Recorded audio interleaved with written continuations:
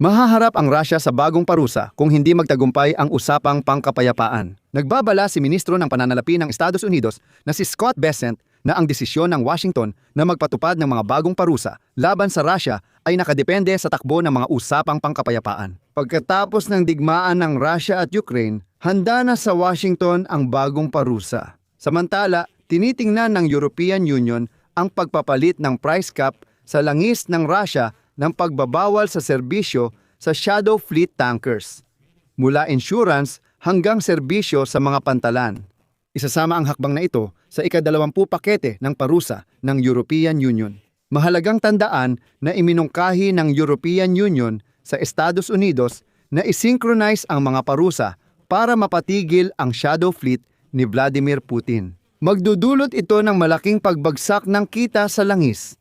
At kahit ang mga naunang parusa ay may malaking epekto na.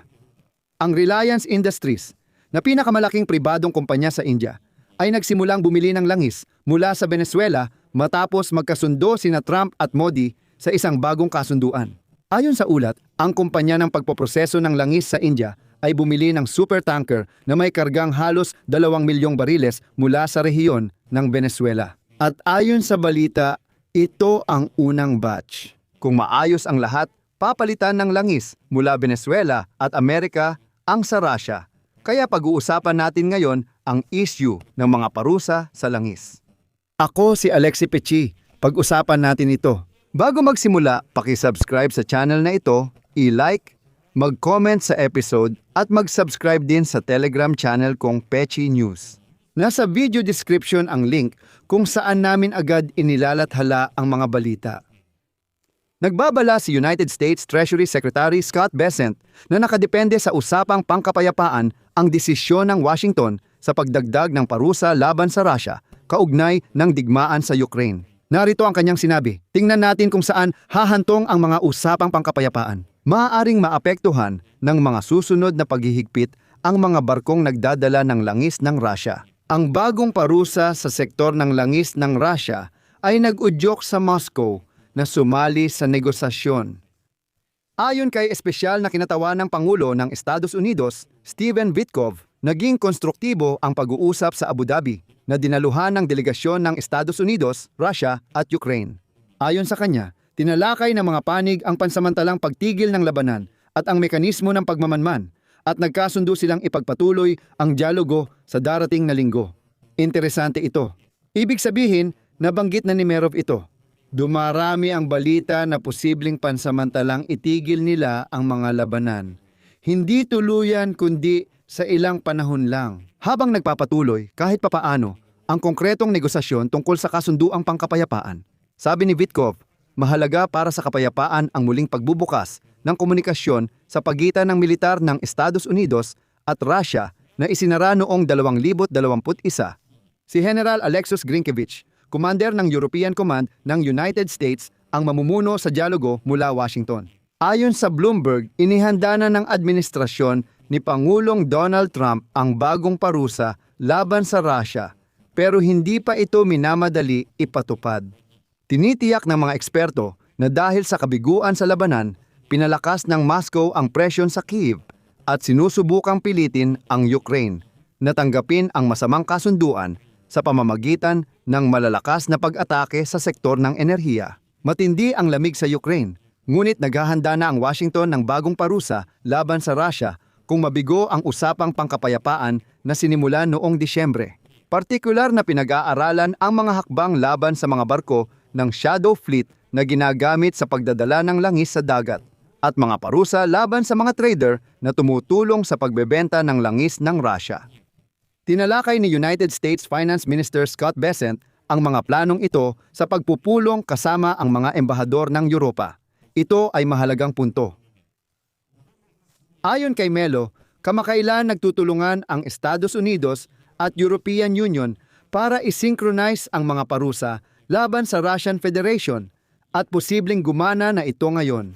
Iminumungkahi ng European Union na palitan ang price cap sa langis ng Russia ng pagbabawal sa serbisyo para sa mga shadow fleet tanker, kabilang ang insurance at serbisyo sa pantalan. Ibig sabihin, gagawin silang persona non grata, hindi tinatanggap o kinikilala. Kasama ang hakbang na ito sa ika-20 European Union parusa na ipatutupad sa Pebrero. Nagsimula na rin ang European Commission ng konsultasyon tungkol sa hakbang na ito kasama ang mga kasosyo sa G7. Inihayag sa Brussels na ang pagbabawal kasama ang Estados Unidos sa serbisyong pandagat ay maaaring magdulot ng bagong dagok sa kita ng enerhiya ng Russia.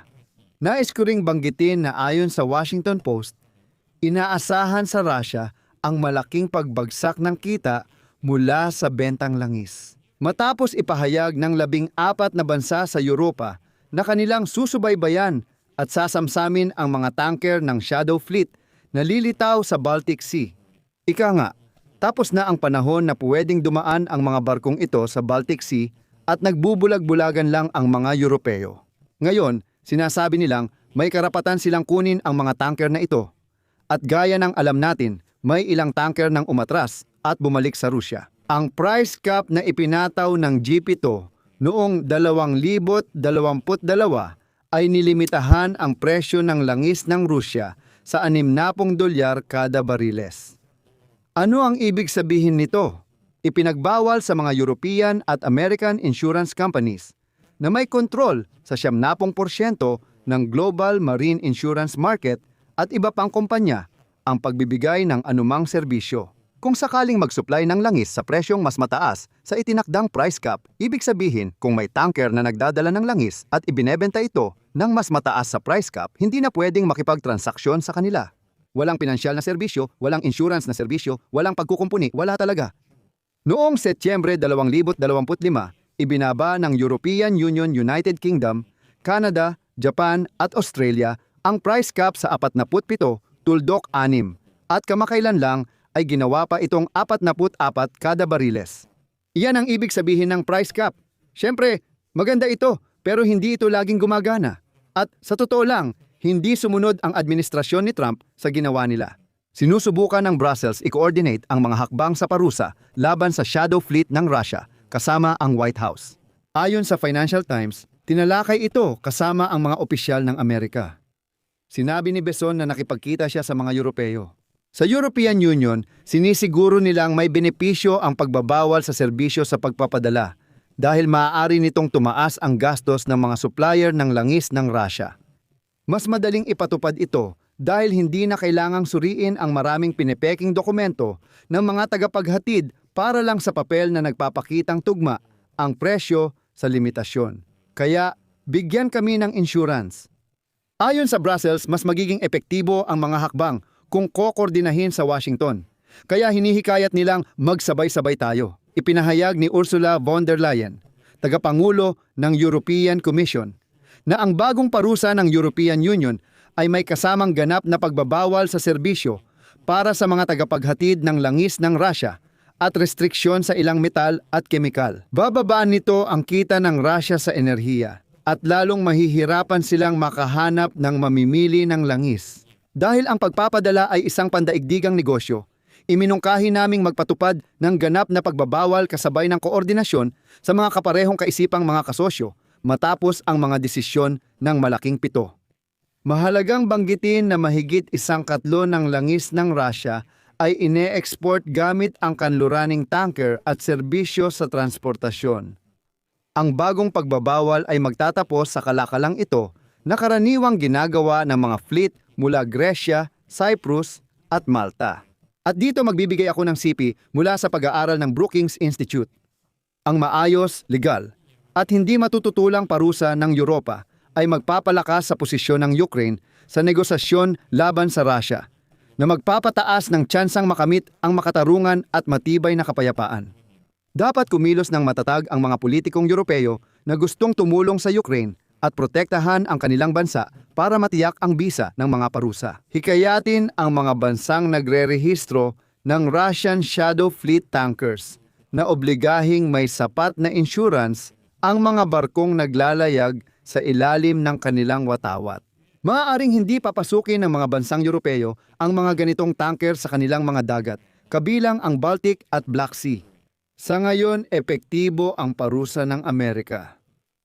Nagsimulang bumili ng langis mula Venezuela ang Reliance Industries pinakamalaking pribadong kumpanya sa India ayon sa Bloomberg. Nangyari ito matapos i-anunsyo ni Trump ang bagong kasunduan sa kalakalan ng Amerika at India. At ngayon, ang kumpanya ng pagpoproseso ng langis ay bumili ng unang supertanker na may kargang humigit kumulang 2 milyong bariles ng krudong langis mula sa Venezuela. Idadagdag ko rin na ang Reliance Industries ang naging pinakamalaking importer ng langis ng Russia sa India matapos magsimula ang digmaan ng Russia laban sa Ukraine. Noong katapusan ng 2025, sila ang nagpo-provide ng halos kalahati ng kabuuang inaangkat mula sa Russia. Ibig sabihin, halos kalahati ay napupunta lang sa kumpanyang ito.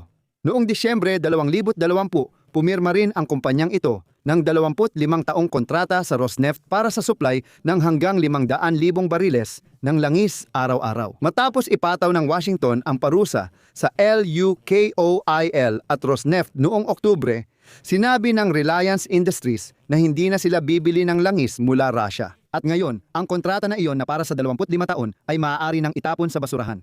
Nagkaroon ng bagong oportunidad sa pag-diversify ng pagbili ang mga kumpanyang Indian matapos ang hakbang ng Estados Unidos sa pagbili ng kakaibang produkto. At noong Enero, iniulat ng mga source ng Reuters na nakikipag-usap ang Reliance sa Estados Unidos para makakuha ng pahintulot na bumili ng langis mula sa Venezuela. Mahalagang malaman na ang pinakamalaking oil refinery complex ng kumpanyang ito sa Jamnagar ay angkop sa pagproseso ng mabigat at mataas sulfur na krudo mula Venezuela. Mahalaga ring tandaan na bago 2019 langis mula Venezuela lang ang gamit ng oil refinery complex na ito sa India. Pagkatapos nito, lumipat na sila sa langis mula sa Russia. Kaya gaya ng naiintindihan ninyo, hindi magiging mahirap para sa kanila na bumalik sa paggamit ng langis mula sa Venezuela. Malaki ang tsansa ng European Union at United States na maputol ang kita ng Russia sa langis kung maayos nilang ikoordinasyon ang parusa. Dito ko na tatapusin. Ibahagi ninyo ang inyong opinyon at mga konklusyon sa mga komento sa ilalim ng episode na ito. Mag-subscribe sa channel, pindutin ang kampanilya at huwag kalimutang mag-like. Kung naging interesante at kapaki-pakinabang sa inyo ang episode na ito, maaari ninyong suportahan ang channel na ito sa YouTube sa pamamagitan ng kahit anong donasyon o pag-subscribe gamit ang mga link at detalye sa description ng video na ito. Magpapasalamat ako sa kahit anong suporta mula sa inyo. Hanggang dito na lang. Ingatan ninyo ang inyong sarili. Paalam sa lahat.